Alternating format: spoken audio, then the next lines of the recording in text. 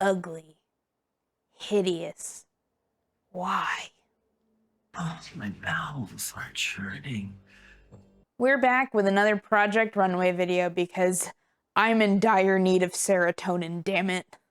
Last month, I covered the first episode of season 1, so if you didn't see it, and a lot of people didn't see it, but if you didn't see it, go check that one out.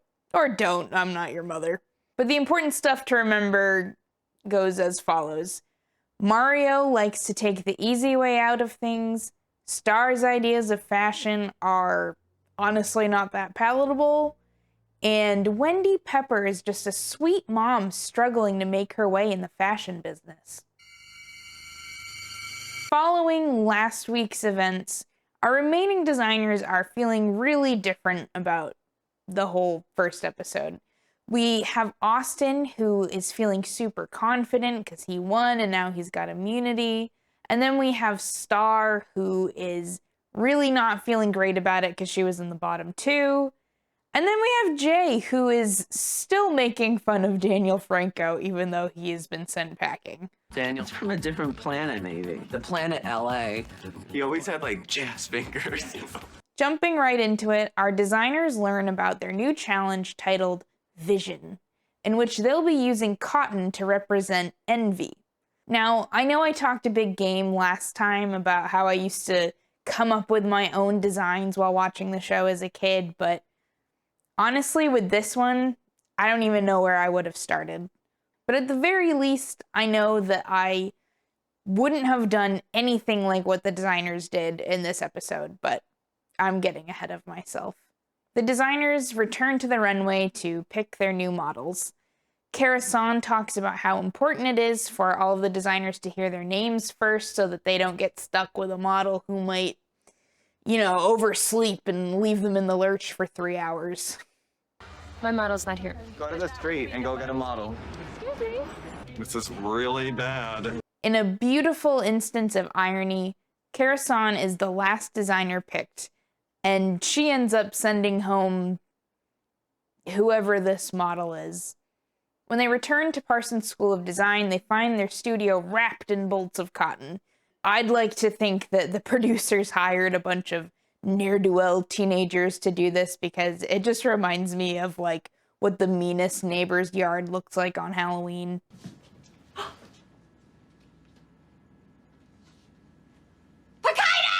Is TPing a real thing? I don't think I've ever seen it outside of TV and movies. That's not important though, sorry. Wendy immediately steps up as a leader in regards to divvying up the cotton amongst the designers. I know everybody wants to do an equal amount of fabric. I think we should agree that everybody gets at least 4.5 yards, but we should get the people with short dresses to cut first. Okay. Now, if you did watch my last video, you might remember how I talked about how well Wendy comes off, despite me recalling her as a classic reality show villain. I was really excited to see how all of that shakes out again over the season, not realizing that it was just gonna all come out this early.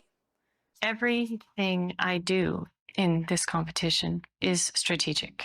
I'm gonna use as much as I can get. I know that exploiting my role as a mother is kind of evil, but if it's gonna help me get to the end, you can believe that I'm gonna do it. Diabolical, but also incredible for television. After Tim takes the designers shopping for their supplementary materials and dyes, the designers are off to the races. And boy, is there a tense atmosphere in the studio. I need to get my fabric in there. Well, you should have bought just plain water out here, then pour the dye. I think since the elimination, everyone's been really competitive. You have to carry it back. It's the same thing. No, is it? Because now you should cut your chances. No, you Yes, just... you did. The stakes right now are really high, and I think that's one of the reasons that people are starting to get paranoid. Things are fine when, when there's no pressure on, when nothing's happening, everybody's like the nicest person. But then when you're given a mission, people's true colors start to shine, Don't even get me started on Kevin accusing Jay of stealing his black dye. Strange. My dog seemed like mysteriously disappear. It was pretty stressful. Asked Jay, did you see him die? And he kind of like just blew me off. I didn't use it. I got my own black. It's impossible for me to have stolen your dye. He's convinced that I stole his dye. I'm not a liar. I'm not a stealer. But I want to be, and I want to play one on TV. Sweetie, it's right here. Gossip. Thank you. Great. Thank I you. just found it right here on the corner. Okay, not to point any fingers, but she definitely stole that dye, right?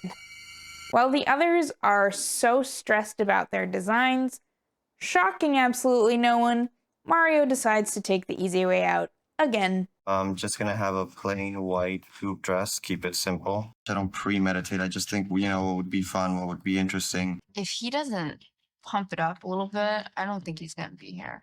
Some people are too serious about fashion. Of course they're taking this seriously. It's quite literally a competition. Do you know where you are right now, Mario? Much to my disappointment, my favorite part of the show where Tim Gunn shows up is severely lacking in this episode.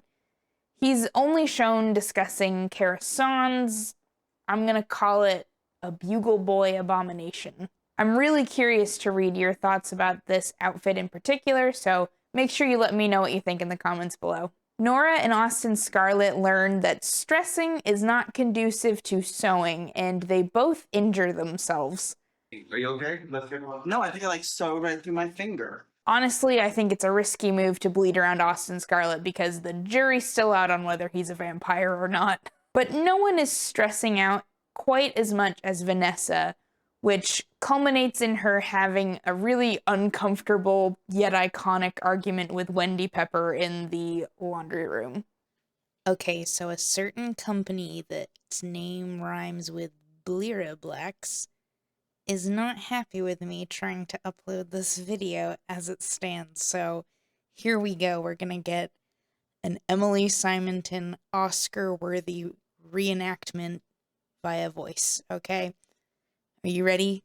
Here is the Vanessa and Wendy laundry room argument of the century.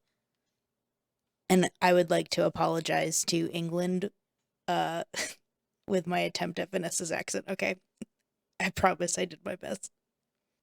I'm not amused by this.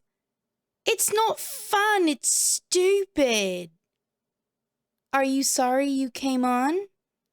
Wendy, don't interview me for the camera, please.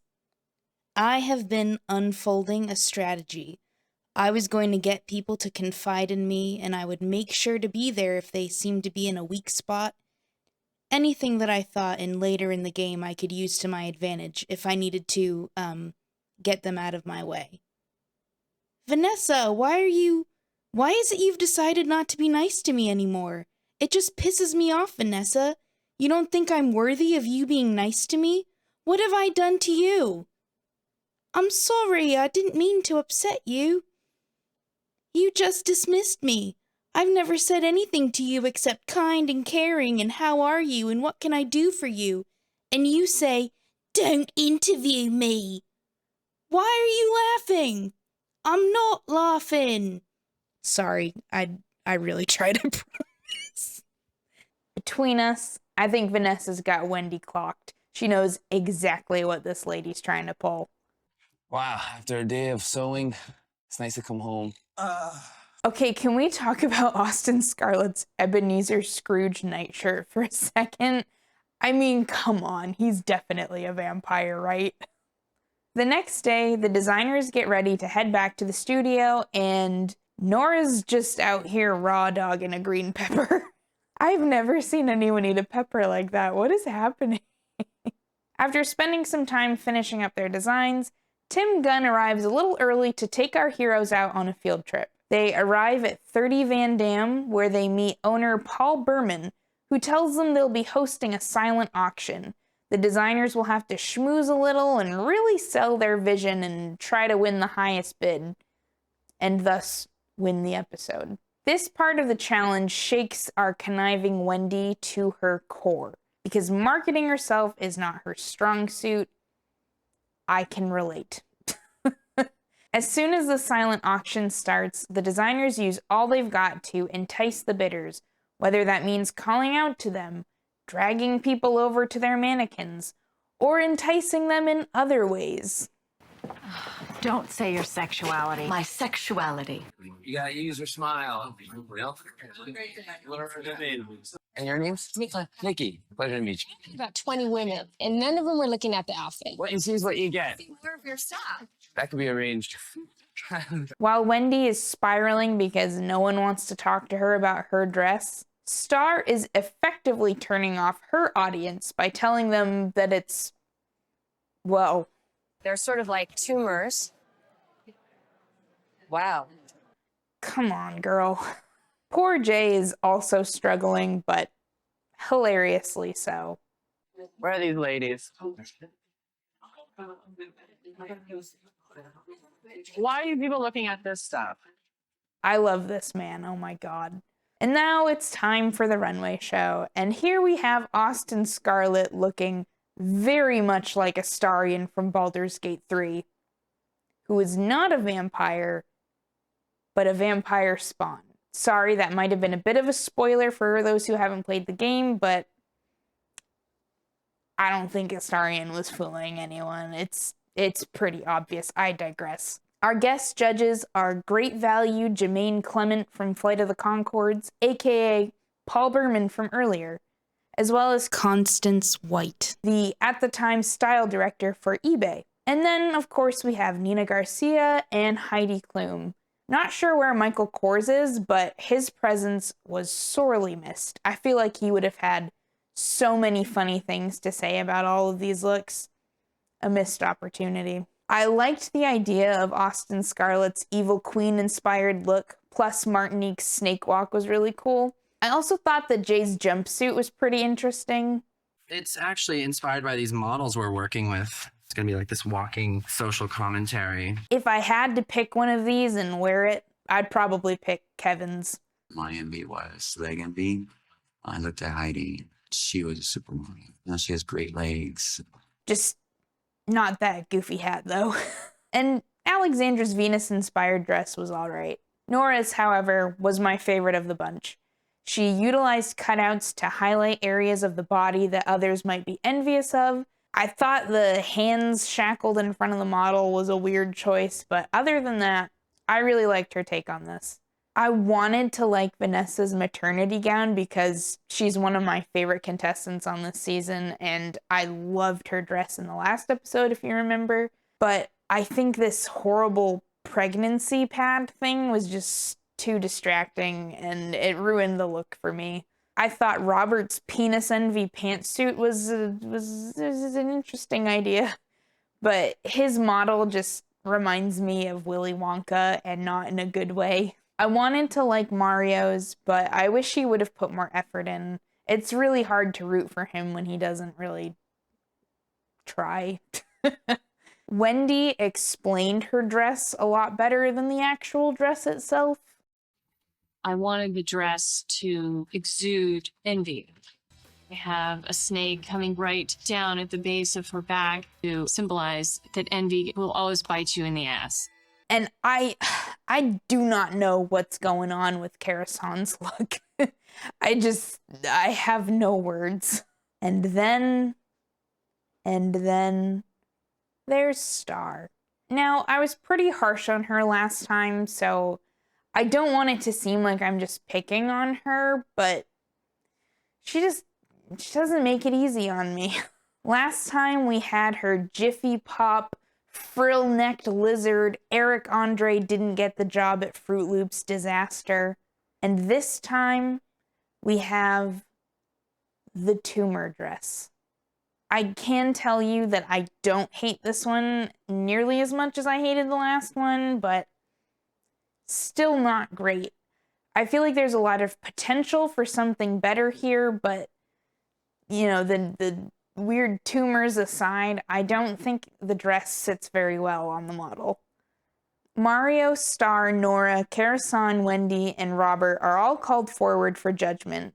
The funniest part of this episode for me was when Nina was talking to Wendy and just kept. I was wondering if part of your design was this unfinished effect. I felt your work looks a little unfinished to me. And I didn't understand whether this was part of your design process. She, for me, represents the goddess of envy. She spreads envy because of the bareness. For me, you're like talking a good game, but I don't see it realized.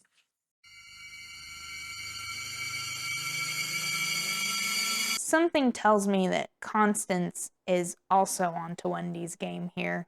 The judges are pretty harsh about Nora's, which I thought was a shame. Honestly, I thought hers should have won.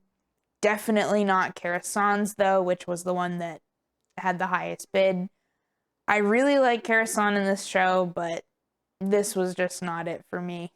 Wendy and Mario end up in the bottom two, and with the lowest bid at the auction, Mario is sent packing. Auf Wiedersehen. So anyway, that was season 1, episode 2 of Project Runway. I hope you liked this video.